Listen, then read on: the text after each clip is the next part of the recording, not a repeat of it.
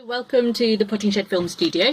This morning I'm going to show you how to sow very tiny seeds. So I've got German chamomile, which I saved from the farm last year. They're very little seeds that are they're like dust. And I'm going to sow them in a seed tray. This is a sort of seed tray. It's about the size of an A5 sheet of paper. It's got holes in the bottom.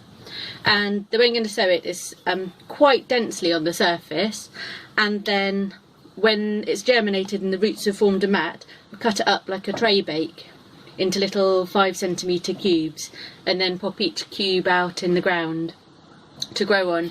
And each cube will contain tens of little plants, and chamomile will grow happily like that, and it'll sort of grow out to fill the space. So that's one that you can space quite close together. If you had one chamomile plant on its own, it would just flop over. But when there's sort of tens of them grouped together, they will support each other to grow up tall. So for this, I'm using a fine seed compost. I'm using the wool compost, which is already very fine, so I'm not going to need to sieve it.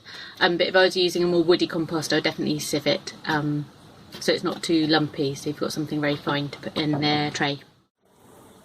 So I'm just sprinkling the seed and trying to get a fairly even coverage, but fairly thick as well, because we want it to the roots to all mat together, so we can slice it up into cubes.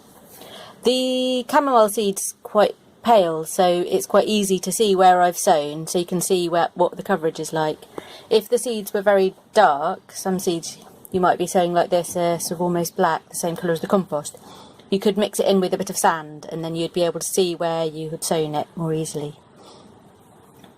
Finally, because those seeds are very small and delicate, I'm watering them. I've just got a tray, it doesn't have any holes in it, filled it with water, and I've sat a chamomile tray inside that to water it from the base up.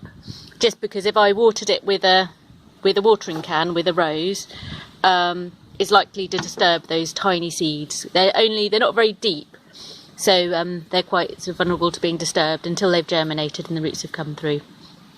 You can see it's only been in there a few seconds and the water's already coming up to the surface, so that'll only take a few more seconds to be watered enough.